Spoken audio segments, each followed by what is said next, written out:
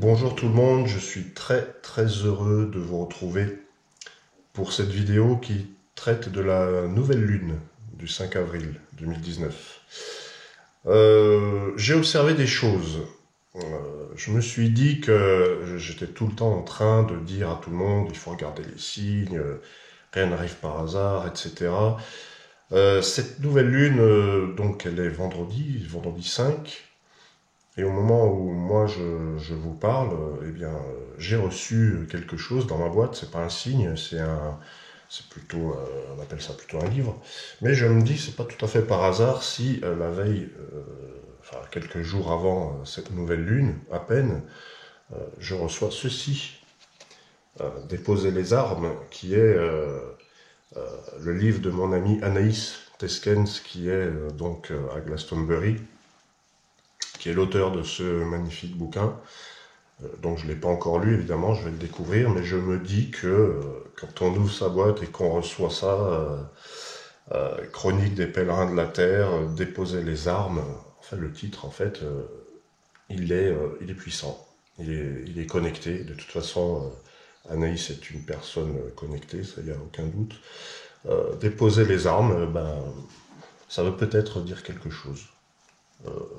J'ai pas spécialement demandé de signe, mais j'ai pas spécialement des armes, quoique, si on réfléchit bien, peut-être des fois on se balade et on s'en rend pas compte, on a un couteau dans la main droite et un fusil dans la gauche et on se rend pas compte qu'on est sur la défensive ou dans un désir d'attaquer, je sais pas.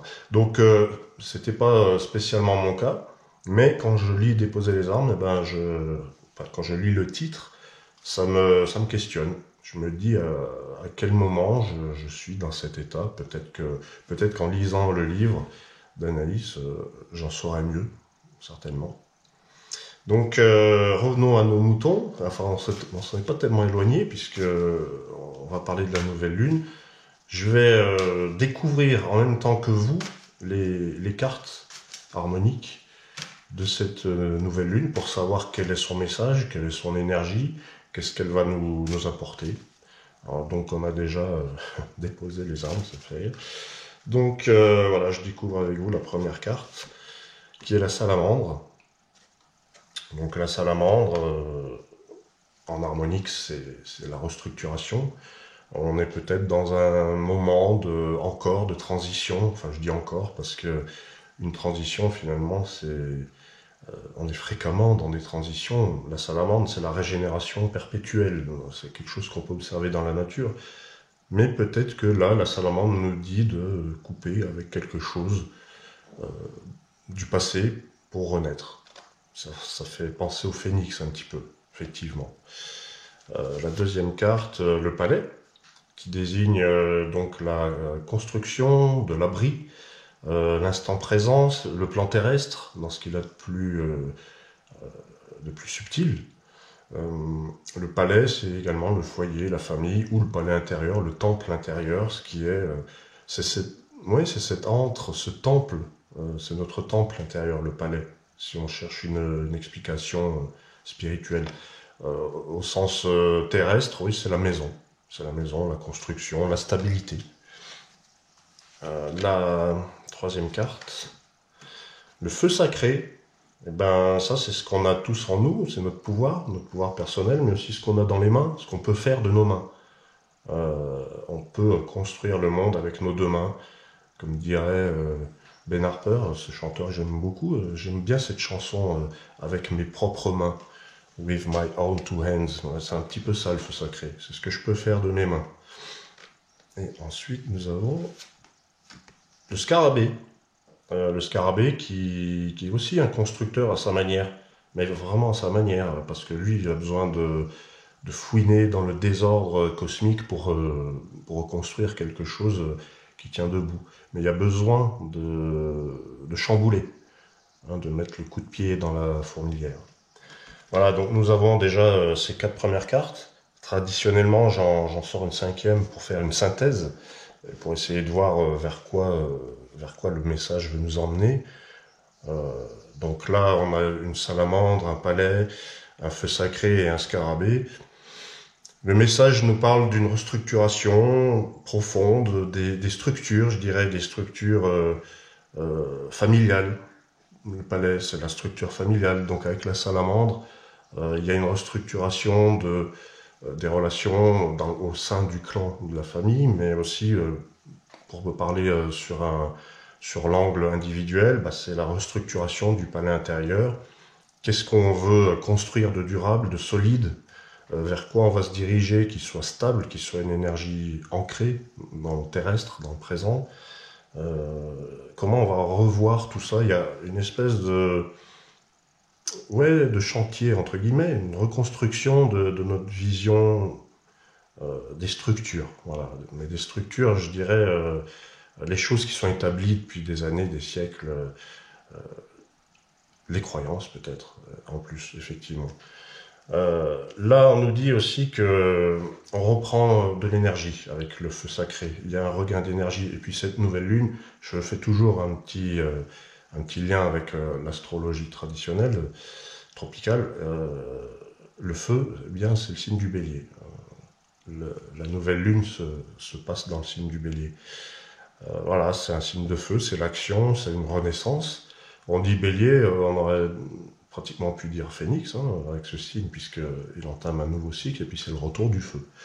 Et puis ensuite, avec le scarabée, bah, il y a quand même la notion de se réapproprier une liberté de créer à partir de l'inattendu, un petit peu le sens de l'aventure. Parce que le feu sacré et le scarabée nous dit, bah, allez-y, quoi. Les constructions, les traditions, les certitudes, les programmations, ça va bien, mais ça vous immobilise. Là, maintenant, il faut passer à l'action. Passez à l'action, faites les choses avec vos mains, et puis agrippez-vous, enfin, attrapez au vol les branches des étoiles dans le ciel pour avoir de nouvelles idées. Puis pour vous rendre compte que vous n'avez peut-être pas le contrôle sur tout, vous pouvez pas calculer, tiens, ben là, je vais faire ci, je vais faire ça. C'est peut-être un petit peu plus...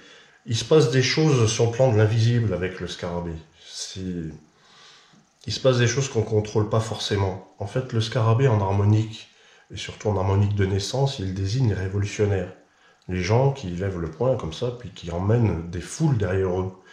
Eh bien, j'ai envie de dire que le scarabée, là, il nous invite à lever le poing, à faire une petite révolution et à emmener la foule, peut-être pas forcément les autres, mais quand je dis la foule, c'est emmener euh, l'incontrôlé, l'incontrôlé de l'univers, de l'emmener avec nous et de dire, bah tiens, tout est possible. En fait, c'est un petit peu le signe des possibilités. Tout est possible. On peut créer à partir de tout. Les artistes, souvent contemporains, ils vont aller récupérer dans la nature des trucs et ils vont créer une œuvre. Ben c'est un petit peu ça. On nous demande de prendre le tout venant au lieu de... oui, c'est ça, au lieu de prendre dans les traditions, les idées habituelles, dans les habitudes en fait. Voilà. On a l'habitude de faire comme si ça marche, on a l'habitude de faire comme ça. Ben là, c'est plutôt bouleverser vos habitudes très clairement. Très clairement. La synthèse pour la nouvelle lune du 5, je vais la découvrir avec vous. Voilà, l'être intérieur. L'être intérieur nous parle d'une manière de se protéger, de tracer un cercle autour de soi, de rentrer dans sa bulle, mais de penser aussi que en nous avons tous ce fameux pouvoir avec les mains là, du feu sacré, puis le scarabée, le révolutionnaire. Euh, tout est en nous, c'est le rappel de vous avez déjà la connaissance, vous avez déjà ce que vous désirez, vous pouvez l'obtenir. Mais moi, ce cercle, je le vois comme une sorte de portail. Voilà, c'est un portail. Et on peut passer à travers. Et on passe d'un monde à l'autre, de l'intérieur à l'extérieur. Mais intérieur-extérieur, si on se pose bien la question, c'est pas si différent que ça. Un jour, je me suis posé la question. Je me suis dit, bon alors, à l'extérieur, c'est grand, c'est infini, et puis à l'intérieur, ben, il y a quoi? Eh ben, c'est pareil, c'est grand, c'est infini. L'être intérieur, il est grand et infini, c'est le cosmos en fait. Voilà, c'est pareil. Donc on nous dit juste de passer à travers ce portail, ce Stargate là, ce grand rond. Pourquoi il y a un rond dans Stargate, pour ceux qui regardent? Ouais, bah c'est peut-être bien parce que c'est exactement ça.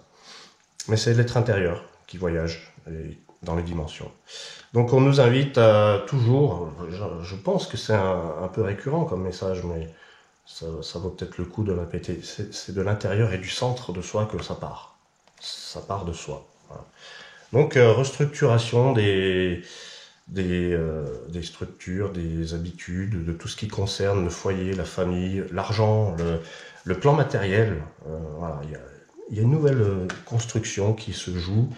Il y a plus d'autonomie avec le feu sacré, il y a plus d'indépendance et il y a plus de liberté. Cette nouvelle lune, elle nous invite à ça. Alors ça veut peut-être dire il y a du chamboulement sur les habitudes, sur le plan matériel, sur la gestion de la maison, du présent. Il y a du chamboulement et c'est à nous de nous rendre compte qu'on a le pouvoir, entre guillemets, de modifier tout ça et de le rendre créatif, de créer sa vie en partant de l'intérieur. Donc cherchez à l'intérieur et vous trouverez. En tout cas, je vous remercie d'avoir suivi cette nouvelle lune et puis n'oubliez pas le livre d'Anaïs, Déposer les armes. C'est peut-être ça la restructuration. Peut-être que pour défendre nos idées, il faut peut-être d'abord déposer les armes et pas être dans une espèce d'attente euh, passive et naïve. C'est pas ça. Je pense que, enfin, je connais suffisamment Anaïs pour dire que ce n'est pas son discours. Au contraire, c'est très actif de déposer les armes et ça demande peut-être plus de courage que d'aller dézinguer la tête de l'autre. Voilà, bon. Je vous remercie, puis je vous souhaite une excellente nouvelle lune et au plaisir de vous retrouver pour beaucoup d'autres vidéos. C'est toujours extrêmement agréable de vous parler.